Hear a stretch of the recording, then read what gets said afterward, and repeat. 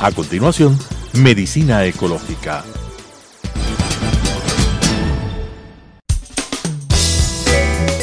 Clasificación A. Apto para todo público.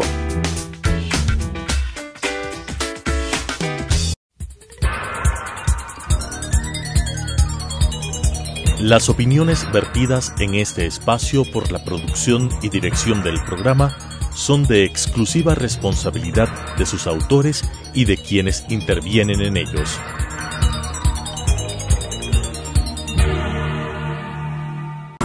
Telesucesos Canal 29 UHF presenta Medicina Ecológica, un nuevo enfoque de la salud pública diseñado especialmente para mejorar la salud de todos los habitantes en armonía con la naturaleza.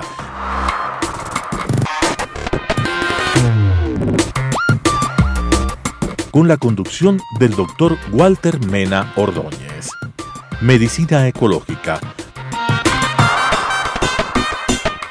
Amigos televidentes, para nosotros es una gran satisfacción hacer un nuevo programa de medicina ecológica hacia un nuevo enfoque de la salud pública. En esta ocasión tenemos como invitado al doctor Mauricio Espinel, médico cirujano, especialista en salud pública, tiene un PhD en esta especialidad, docente universitario y miembro activo de la Plataforma por la Salud y la Vida. El tema es atención primaria de salud vinculada al Código Orgánico de Salud que se debate en la Asamblea Nacional. Primero, y como siempre, vamos a hacer una introducción muy ligera respecto del Sistema Nacional de Salud Intercultural financiado que estamos proponiendo a la comunidad ecuatoriana.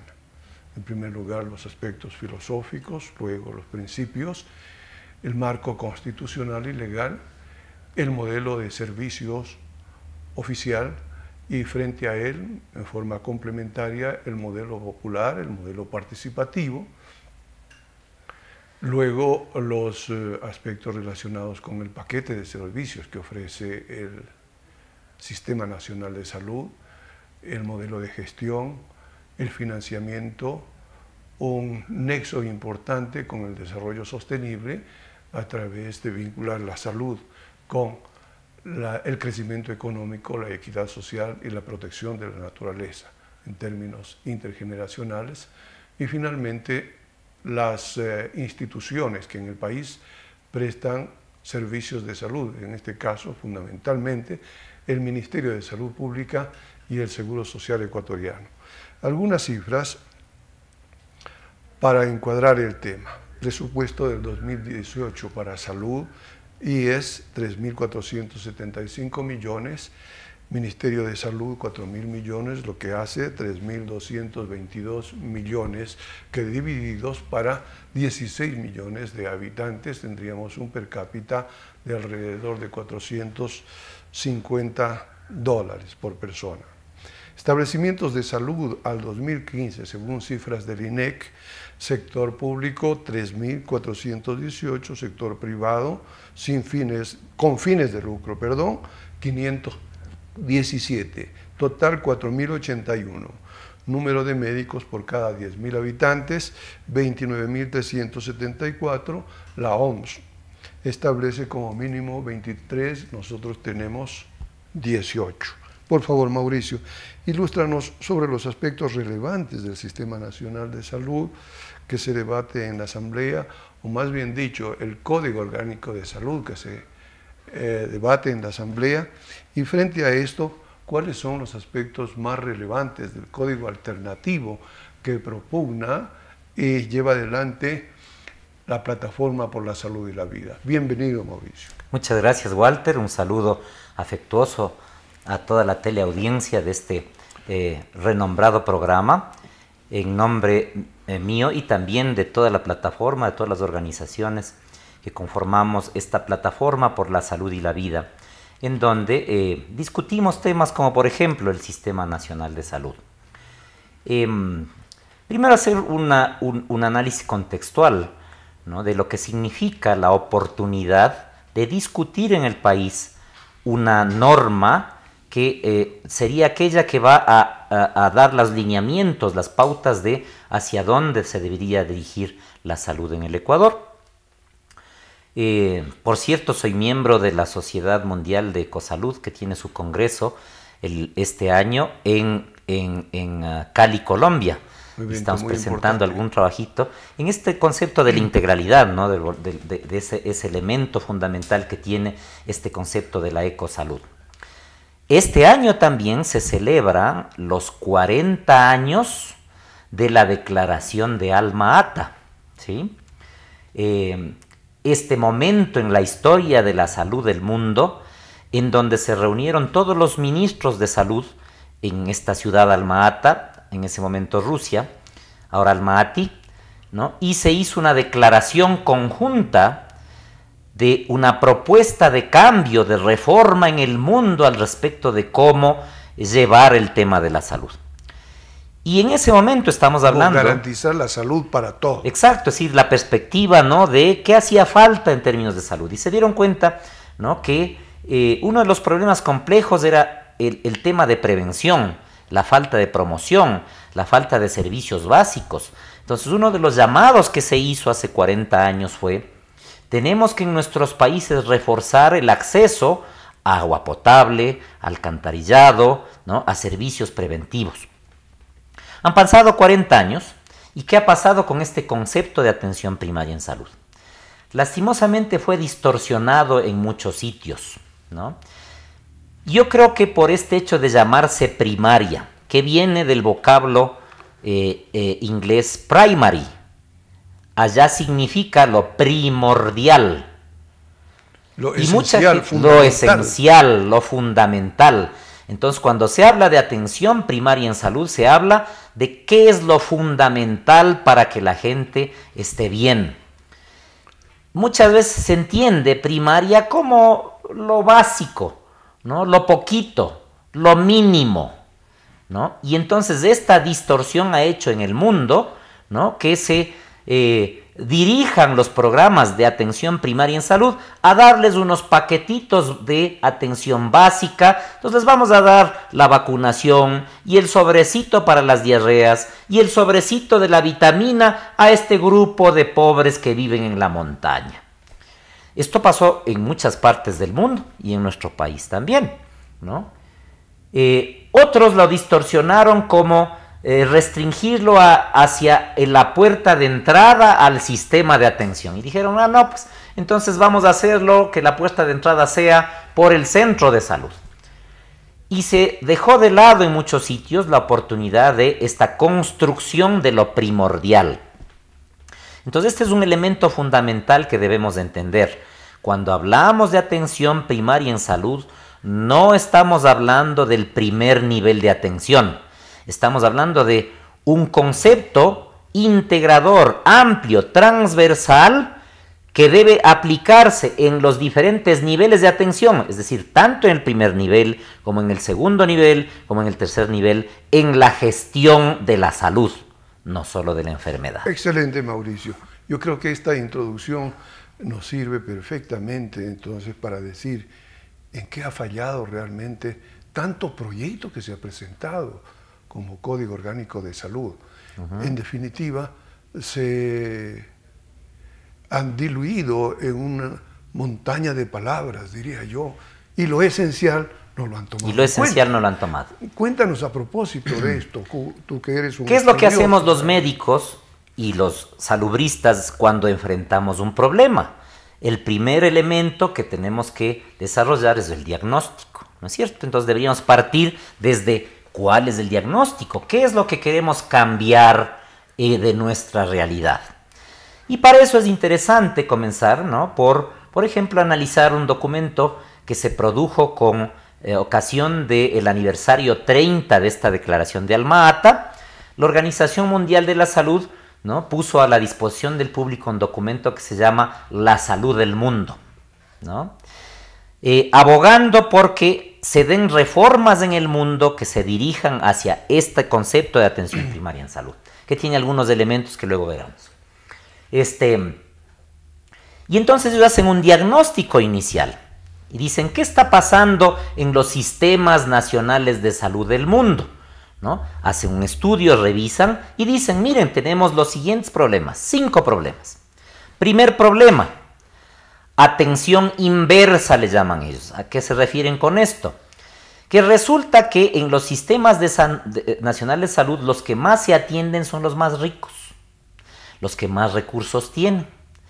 Aquellos que no tienen recursos son los más marginados. Atención inversa, es decir, los sistemas nacionales de salud no fueron capaces de priorizar, ¿no?, las atenciones a quienes más necesitan. ¿Pasa eso en nuestro país? Por supuesto, ¿no? De los millones que tú dijiste, los 16 millones de habitantes, resulta que apenas entre el 60-70% tienen acceso a algún tipo de atención, ¿no? Es decir, que el dinero que tú mencionaste no se reparte de manera equitativa. Igualitaria, equitativa, no, con justicia social, que son los principios fundamentales de la atención primaria, no, sino que resulta que hay un grupo de mayor beneficiados. En el 2012 hizo un estudio el Banco Mundial aquí en el Ecuador y mostró cómo los 2 quintiles de más ricos en el país son los que más aprovechan los fondos públicos, ¿no? Entonces, primer problema, atención inversa. Segundo problema, atención fragmentada, ¿no? ¿Qué quiere decir? Que fragmento la atención a un pedacito tuyo, me interesa solo el pedacito corazón, el pedacito cerebro, el pedacito artrosis, el pedacito diabetes, ¿no? Y no se da una atención integral, por un lado, ¿sí? Por otro lado, ¿no?, tenemos el problema de que los niveles no están integrados, ¿no? Entonces una persona puede ir directo al hospital de mayor complejidad y el médico general del barrio no sabe nada. Entonces se fragmenta la atención desde diferentes perspectivas. ¿Tenemos ese problema? Por supuesto, ¿no? La queja de la gente es precisamente esto, ¿no? Que va a una consulta y ni siquiera les revisan, ni siquiera conversan porque apenas tiene 15 minutos, ¿no? Y le mandan la pastilla para el corazón, ¿no? Entonces es un problema complejo que no hemos superado, ¿no? Tercer problema complejo, la atención que propende el empobrecimiento, ¿no? Tú hiciste un buen ejercicio de querer dividir los no sé cuántos miles de millones de salud para 16 millones, ¿sí? Pero la realidad que nos dice el mismo análisis de la situación de salud en el Ecuador de la Organización Panamericana de la Salud nos dice que del gasto en salud en el Ecuador, el 50% sale de los fondos públicos. El otro 50% sale del bolsillo de la gente. Y este indicador del porcentaje de gasto de bolsillo resulta que en la región de América Latina es el más alto. Entonces, lo que dice la Constitución de gratuidad de la atención en salud es una utopía en este país. La realidad es que gastamos de lo que se gasta en salud, la mitad sale del bolsillo de la gente. No existe gratuidad, ¿no? ¿Y esto qué implicaciones tiene? Esto del empobrecimiento que te puede provocar una enfermedad, esto que se llama el gasto catastrófico, ¿no? Si a nosotros nos da un cáncer, hay medicamentos del cáncer, por ejemplo, que cada tratamiento cuesta más de $150,000, ¿no? Y tuviéramos necesidad de comprar ese medicamento, eso es una catástrofe para nosotros. ¿Por qué? Porque vamos a tener que vender nuestra casa, nuestros muebles y todo para resolver el problema de salud de nosotros o de una de nuestras familias. Pero si a un campesino en Esmeraldas, del río Cayapas, ¿no?, le da malaria a su hijo y tiene que arrendar una canoa para bajar al hospital y tiene que quedarse en un hotel 4, 5, 8 días esperando que termine el tratamiento y tiene que comprar un montón de medicamentos y tiene que pagar la alimentación, etcétera, etcétera, y la canoa de regreso, ese gasto que él hace es catastrófico. En su economía eso significa vender su vaca, vender su chancho, ¿no? una catástrofe económica. O su pequeña embarcación. Lo que sea, ¿no? Entonces, esto se llama atención que puede empobrecer, ¿sí? Nuestros ciudadanos pueden enfrentar esa situación. Esa es nuestra realidad. No la hemos resuelto. Teníamos un cuarto y quinto elemento. Exacto. Entonces, el cuarto elemento es la poca inversión que se está haciendo en salud, ¿no? Tú dijiste $450, ¿no? Hay países que invierten $4.500 per cápita en salud, ¿no? Nosotros en promedio 450, pero eso se diferencia, ¿no? Porque resulta que quienes se atienen en el Seguro Social reciben más que los que se atienen en el Ministerio de Salud. El Ministerio de Salud alrededor de 150 promedio por persona, en el IES 450, ¿no? Entonces, la pregunta, ¿eso es suficiente para todas las prestaciones que se tienen que dar? Definitivamente no, ¿no? Entonces, no hay la suficiente inversión y en ese camino se ha violado la Constitución del 2008, porque ahí se estableció en la transitoria 16 que se debía subir un 0,5% del Producto Interno Bruto cada año hasta llegar a una inversión pública de al menos 4%. ¿Qué es lo ideal? ¿No? ¿Qué es lo ideal? El promedio de inversión en salud en la región de Latinoamérica es 6% del Producto Interno Bruto. Hay países que invierten 16%, Cuba, ¿no? Inglaterra. Japón, 18% de su PIB, ¿no? Nosotros estamos invirtiendo en términos públicos 2,8%, ¿sí? Entonces, no se cumplió con lo que dice la Constitución. Por tanto, no hay los recursos, la inversión suficiente. Y por otro lado, esa inversión, ¿a dónde se va? Es decir, no tenemos el suficiente dinero. ¿Y ese dinero a qué se destina? Se destina a un modelo de atención de alta tecnología. Los medicamentos más caros, los exámenes más caros, los tratamientos más caros, los hospitales más caros, ¿sí? Entonces, tenemos un grave problema de eficiencia del uso de los recursos y falta también de recursos en el sistema. Este sería el quinto punto. Exactamente. Deficitario en la concepción de un sistema nacional de salud. La pregunta es, ¿se ha hecho un diagnóstico previo a la construcción del COS, del Código Orgánico de Salud? Yo no conozco un diagnóstico. Por eso he recurrido a estos diagnósticos internacionales que reflejan la realidad que vivimos en el Ecuador.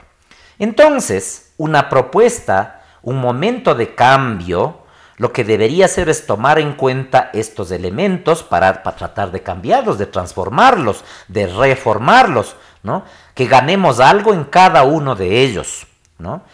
Y la estructura actual de la reforma propuesta no asegura ninguno de estos puntos, no asegura cambios en ninguno de estos puntos.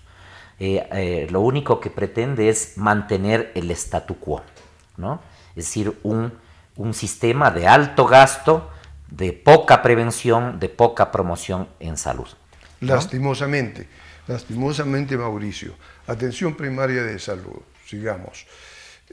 Esto, antes de llegar a la segunda parte, una especie de paréntesis. Y tú nos has ilustrado muchísimo respecto del significado profundo que tiene la atención primaria de salud. No es posible que en este país, ¿no es cierto?, una persona vaya a un consultorio privado, previamente le saquen $500 para saber qué tiene, le pongan, le receten carbamazepina más benzodiazepina para tratar el vértigo y, por supuesto, producir más vértigo. Sobre esto, qué linda la ética realmente, la práctica médica podríamos conversar muchísimo. Sigamos por ahora, ¿no es cierto? Es en ese punto vale la pena que el punto que nos faltaba, y con esto me hace acuerdo, se llama la atención peligrosa. Atención peligrosa. En el mundo de la medicina familiar, de la medicina comunitaria, se ha acuñado un nuevo concepto que es la prevención cuaternaria, que tiene que ver con este tema de la iatrogenia, ¿sí? Y eso está ligado con la calidad de la atención, ¿no? Entonces, una vez más, ¿no? ¿Cuánto contribuye este código para, ¿no?, mejorar la calidad de la atención y evitar esta atención peligrosa? Hay que recordar, ¿no?, que, por ejemplo, en Estados Unidos, que es un país que hace estadísticas de muchas cosas, la tercera causa de muerte en los Estados Unidos son los médicos. Y a eso hay que ponerle mucho énfasis, ¿no es cierto?, en el Código Orgánico de Salud. Es reconocido mundialmente que el 80% de la demanda en salud se la puede resolver en el primer nivel, que tú nos has descrito excelentemente bien. Esto es aplicando la atención primaria de salud. En tal virtud, la formación de los médicos y en general del personal de salud debe tener esta orientación y poner énfasis en el siguiente paquete de servicios. Esto, claro, es una cuestión perfectamente elástica, ¿no? Puede de hecho alterarse en función, ¿no es cierto?, del enfoque que se dé a la salud. Tenemos salud sexual y reproductiva, alimentación y nutrición, suministro de medicamentos genéricos, desarrollo y recuperación del sistema de servicios de salud, no los grandes hospitales, sino una red de servicios que lleguen a los lugares más recónditos del país, enfermedades endémicas y epidémicas, saneamiento básico, urbano y rural, agua, alcantarillado, manejo de desechos sólidos, líquidos y gaseosos, promoción intersectorial de la salud, Estado, sociedad civil y cooperación internacional, desarrollo sostenible, en definitiva, plan de desarrollo de recursos humanos en salud, plan antidrogas y de salud mental, salud estomatológica. Mauricio, ¿estarías de acuerdo con el tipo de formación que se propone para el personal de salud y el paquete de servicios ofertado a la población? Podríamos poner unos 30 programas más en tu lista. El elemento fundamental de todo esto es que lo que propone la atención primaria en salud es poner al individuo en el centro de la atención, ¿sí? ¿En dónde está ahora? Vendría la pregunta. ¿En dónde está el centro de la atención? ¿Cuál es la preocupación? ¿Sí? Y eso vemos con los indicadores que se manejan. La primera ministra de Salud durante el gobierno de la Revolución Ciudadana, cuando salía después de 4 años de funciones, ¿no?, orgullosamente decía, hemos atendido 40 millones de enfermos. ¿Sí? Eso refleja el indicador que le da importancia al sistema. ¿Cuántos atiendo? Números. ¿Sí? Números no la calidad. Números necesitan, entonces todos ellos necesitaron recetas. Entonces moví el mercado de la atención. Moví el mercado de la atención, lo dinamicé. Y eso lo reflejan muchos estudios que se han hecho económicos aquí en el Ecuador. Cómo se dinamizó de manera impresionante el mercado de la salud en el Ecuador. Mauricio, desgraciadamente se nos ha terminado el tiempo, pero yo antes quisiera hacer un ligero comentario respecto del Sistema Nacional de Salud vinculado a la atención primaria de salud. Sistema Nacional de Salud Intercultural financiado. Quiere decir que la crítica situación económica, social, política y ética que atraviesa el país, producto de diversas causas externas e internas, ha llevado al deterioro del sector salud. La causa principal de esta situación es el debilitamiento del Sistema Nacional de Salud. Se impone la necesidad de fortalecer el Sistema Nacional de Salud mediante una política intercultural de salud con énfasis en los aspectos preventivos y de fomento, como son la nutrición y el uso de compuestos activos naturales, y en general aplicando diversas terapias alternativas de bajo costo y de probada eficacia para garantizar en la práctica un buen estado de salud físico, mental y social. Del financiamiento ya hemos hablado, quisiéramos realmente que se respete ese 4% que dice la Constitución de la República para hacer posible estos al menos $451 per cápita y que se los distribuya en forma equitativa. La participación ciudadana, esto es muy importante, el Consejo Nacional de Participación Transitorio, Actuaría fomentando la organización y participación popular, propiciando la activación de los comités ciudadanos de salud a nivel local, parroquial, cantonal, provincial y nacional. Para ello contaría con un instrumento tecnológico de primera importancia, como es la plataforma informática que actualmente está bajo la responsabilidad de la Secretaría Política y que tiene registradas más o menos 90.000 organizaciones. Se vuelve una necesidad absoluta establecer un contrapoder sanitario popular desde la sociedad civil que participe en los diversos procesos, niveles e instancias del Sistema Nacional de Salud y que garantice el acceso a la salud. En resumen, si juntamos los presupuestos del Seguro y del Ministerio de Salud, tenemos financiamiento suficiente para el Sistema Nacional de Salud. Por supuesto, las condiciones para que sea una realidad son administración técnica, eficiente y honesta sobre todo. Estimado Mauricio, muchas gracias y a ustedes también por su amable atención. Hasta la próxima.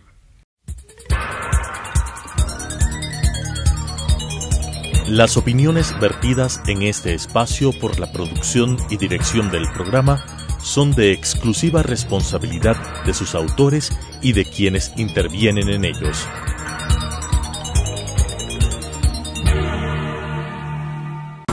Telesucesos Canal 29 UHF presentó Medicina Ecológica, un nuevo enfoque de la salud pública diseñado especialmente para mejorar la salud de todos los habitantes en armonía con la naturaleza.